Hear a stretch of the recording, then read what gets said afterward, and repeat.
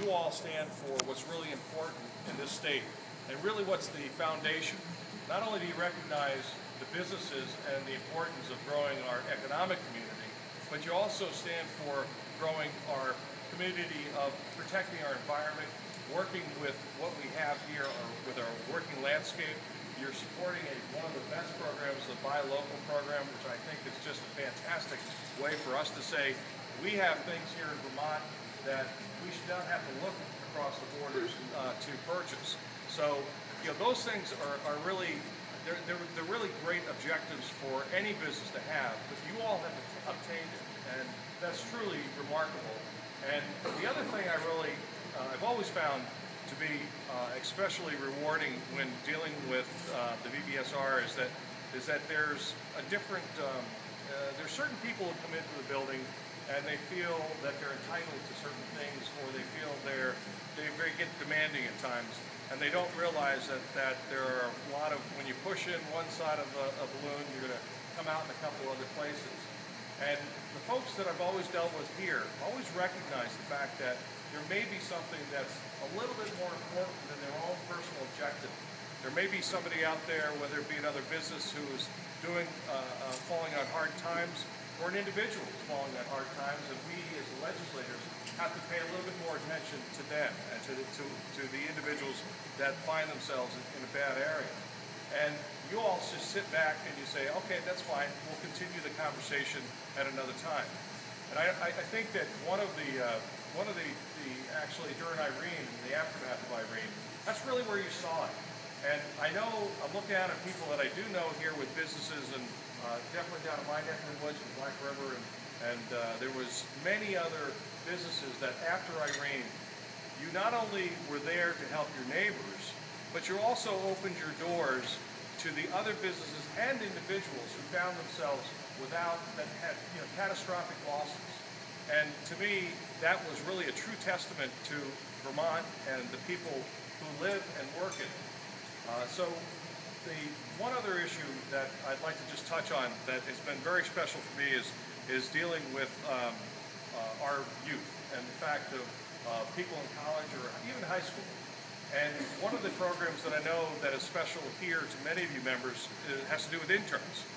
And to me, there is no better way for people to learn and to get an actual foot into the community and learn what's really important about business. And it is not just about making money. It's also about giving back to your community. To understand that there are people out there that need your help and that you're ready to do that. These folks, these young kids, are learning the right things. They're learning how to run the business, but they're also learning social responsibility. And I can't think of anything better to offer the kids and the children of Vermont right now. So for that, I thank you very much for what you're offering. I think in the next couple fiscal years, we are still looking at a shortfall, and we still don't know the actual number because of Irene, and we're still waiting for the federal government to see what they will do. And one of the unfortunate aspects of having to rely on federal funds is when you see a Congress like we have now, excluding our members, I'll have to say, because I really do believe that we have the best federal delegation in this country. But we look,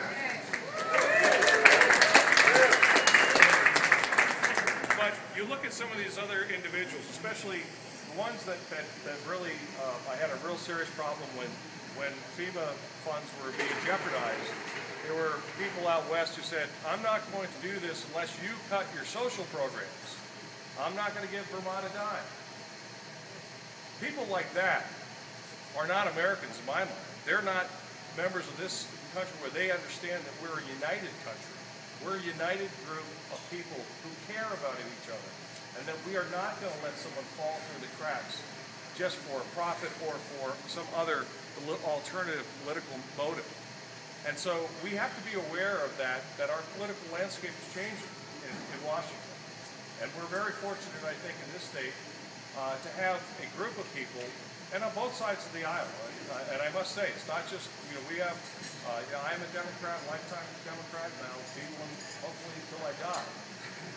believe in the democratic principles. But I also know that there are some Republicans that we have that do also share our concerns. Actually, Senator Lewis is right here in front of me, and who actually, we had 138 bills introduced this year, and Vince had 137 of them. But I gotta say, of those 137, there were probably about 134 that could be labeled Democratic bills. And I'm being facetious with the number, but I am really very serious.